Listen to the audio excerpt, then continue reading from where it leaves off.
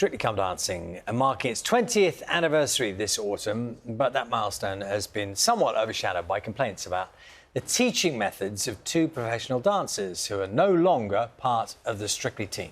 Giovanni Panice has rejected any suggestion of abusive or threatening behaviour, while Graziano De Prima has acknowledged that his determination to win might have affected his training regime. So the BBC has confirmed that chaperones will now attend all training sessions. We can speak to former contestant, the Reverend Richard Coles, and television critic Lauren Morris. Good morning to you both. Morning. Lauren, Morning. just first of all, what is the impact of this on the programme? Because Strictly is one of the, stars of the BBC kind of cohort of television programmes. 20th anniversary, how much of an impact is it going to make? I think it's not the best start to the 20th anniversary, really, especially with the show having this family-friendly, we're all one big happy family sort of attitude. It's such a shame that all these sort of distressing allegations have come out ahead of this time. But I think the BBC are doing everything they can. They've launched an investigation, they've brought in these new measures. So I think we need to see how it goes in practice and just hope that a culture of these allegations happening doesn't transcribe. And I suppose also we've got a few months before the actual programme begins, so there is time for this to settle down. Richard, good morning to you. What was your time like on Strictly? I mean, when you hear these issues with the programme, do you reflect and think, OK, did I see that?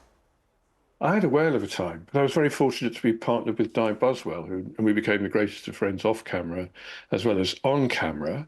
Perhaps it's different to the relationships between women and men that way round. I mean, I'm not surprised, actually. Strictly is show business, and the sort of family-friendly, glittering surface that you see, well, behind that, there's all sorts of things going on, not least intense competition. It's such a big show. The professional dancers who work on it have been doing it literally since they were kids in a very disciplined, very rigorous, very tough, sometimes even brutal kind of world. And I think sometimes when celebrities encounter that, there's a bit of a kind of culture shock, I think. I never saw anything which shaded into anything more than that. I worked with Giovanni and found him to be completely charming and delightful, but of course that wasn't in the privacy of a rehearsal room. Somebody I know who worked on the show for a long time described it as a great show with a dark heart, and I didn't really understand what they meant when they said that. But I think it's partly that. It's in the glitter of the glitter ball you see one thing, but off stage of course it's a different story. Richard, good morning to you. It's Charlie here. Hi, Charlie. Good morning. It's a very measured, a thoughtful process you've gone through with us just there about, the hardships and how difficult it is.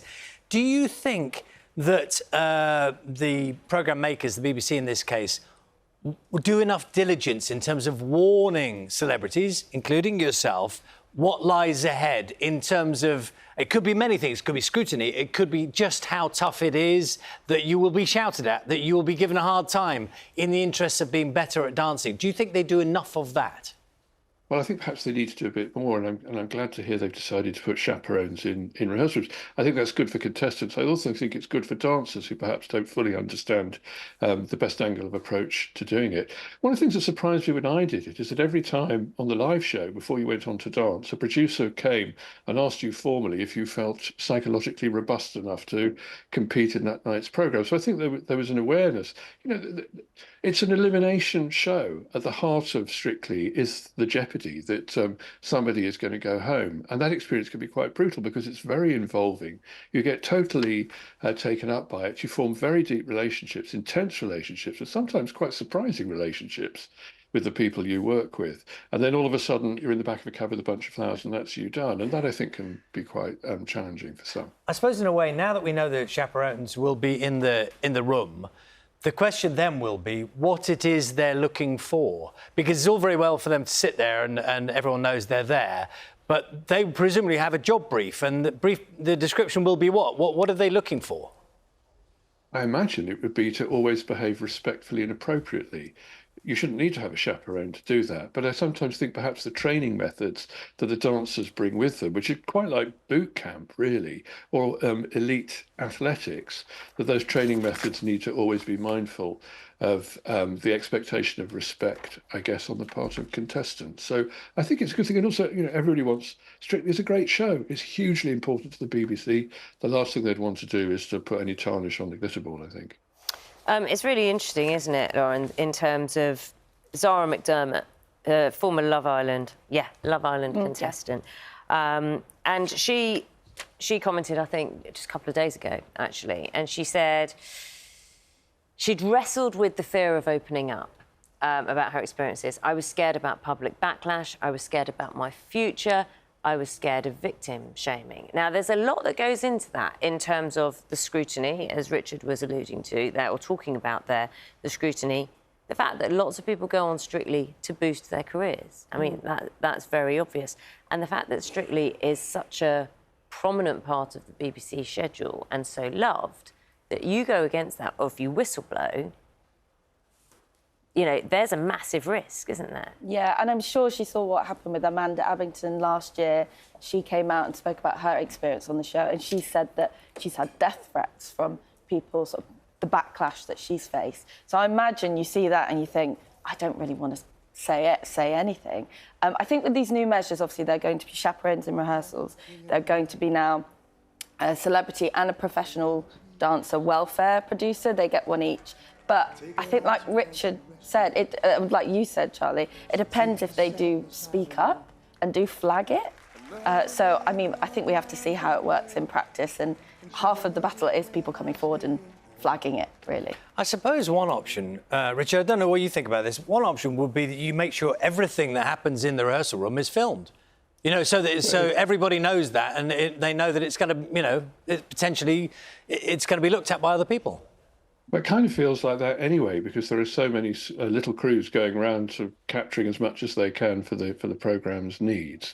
But actually, at the heart of the Strictly experience is this intense relationship you have with your dancer, and much of that happens unobserved. And it gets very intimate and it gets very physical in ways which I think sometimes surprise people and they find challenging. So to find a way of getting dancers and competitors to engage properly and decently and to the standard we would all expect is a good thing. Richard, there will be a new lineup. I imagine, knowing, how Strictly works, how these things work in advance, many would have been contacted. What would be, actually, not even to the new lineup, what would be your advice to yourself before you went in?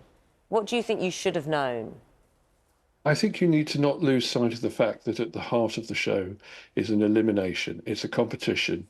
And when it goes against you, and it might go against you for reasons which you don't fully understand, you might think you're the comedy turn, you might think you're brilliant, you might think the marking is inconsistent, but you do get booted off, and you need to be prepared for that, I think. Good talking to you this morning, Reverend Richard Coles. Richard, thank you very much for your time this morning. Really interesting hearing your thoughts, having been there, literally in the room. Lauren, thank you for your time this morning. Will you be watching?